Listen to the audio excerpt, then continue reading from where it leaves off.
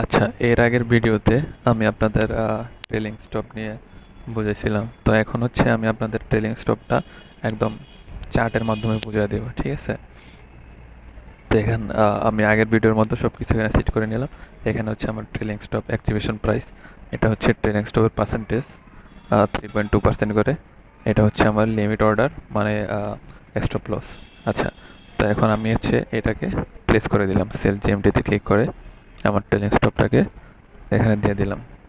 তো এখন আমি এটা আপনাদের চার্টের মাধ্যমে দেখাবো। যদি আমি চার্টে চলে যাই,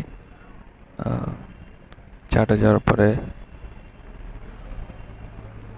ট্রেলিং স্টপটা, আচ্ছা হ্যাঁ, এখানে এটা অর্ডার প্লেস হয়েছে।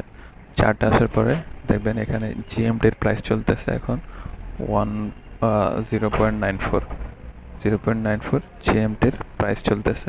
তো আমার ওই যে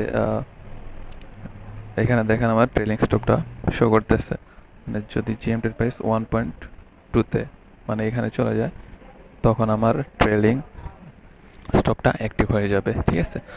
যদি এখান থেকে 3.2% এখানে যাওয়ার পরে 1.2-তে যাওয়ার পরে জিএমটির প্রাইস 3.2% ড্রপ করে, তখন আমার এটা 3.2%-এর নিচে সেল হয়ে যাবে।